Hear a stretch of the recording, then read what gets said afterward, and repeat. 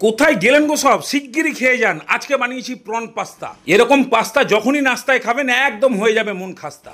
দেখছেন একদম ঝরঝরে, তার মধ্যে আবার সুপার ফাইন টেস্ট। এই ঝরঝরে আর টেস্টকে বোঝানোর জন্যই আমার দরকার আপনাদের মতো গেস্ট। তাহলে প্রথমে এই সবজিগুলোকে নিয়ে নিন। গাজর, বিনস, এই দুটো মিলিয়ে ইস্ট বেঙ্গল ক্যাপসিকাম, আর এই দুটো মিলিয়ে অনেকটা মোহনবাগান। বাঁধাকপি, পেঁয়াজ আর রসুন এগুলোকে সব একদম ঝিরিঝিরি করে কেটে ফেলুন। এর মধ্যে পেঁয়াজ পাতা, মটরশুঁটি এগুলোও দেওয়া যায়। বাজেট হাই থাকলে আনবেন, না হলে এই দিয়েই গাড়ি একদম ফুল স্পিড নিয়ে নেবে। এবার মুদির দোকানের বয়মের ভেতরে ডিজাইন দেখে আপনার মন পছন্দ মতো পাস্তা আনলেই হলো। এবার একে সেদ্ধ করতে হবে। কড়াইতে জল ফুটতে শুরু করার মুহূর্তেই সামান্য একটু নুন আর জল অনুযায়ী 2-3 চামচ রিফাইন তেল দিয়ে ভালো করে একবার মিশিয়ে দিন। তারপরেই পাস্তাটা দিয়ে দিন। অনবরত নাড়তে থাকুন, দেখবেন কালারটা হলুদ থেকে সাদা হয়ে এসছে। এবার এক পিস তুলে একটু চাপ দিলেই দেখবেন ভেঙে যাচ্ছে।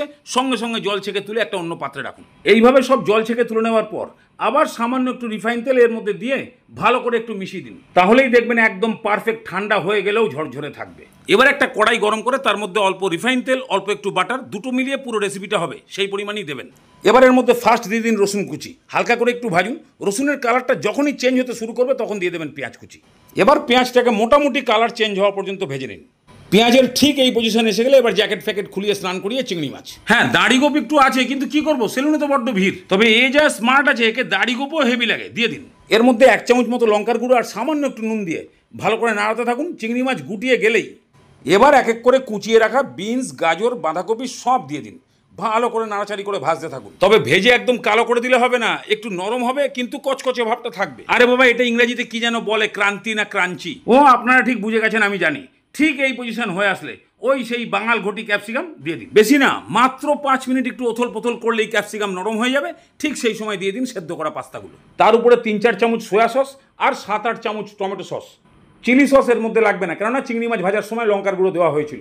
এবার অল্প করে গোলমরিচের গুঁড়ো দিয়ে খুব ভালো করে মিশিয়ে দিন। 2-3 মিনিট খুব ভালো করে মিশিয়ে দেওয়ার পর এবার ওখান থেকে একটা তুলে টেস্ট করুন, নুন, টক, মিষ্টি সব ঠিকঠাক আছে কি। সেই অনুযায়ী সব দিয়ে ভালো করে 2-3 মিনিট কষিয়ে দিলেই একদম রেডি হয়ে গেল সুপার টেস্টি প্রন পাস্তা। দেখছেন, একটা পাস্তার সঙ্গে আরেকটা পাস্তার কোনো পিরিত আছে? কেউ কারোর সঙ্গে ঠেকবেই না।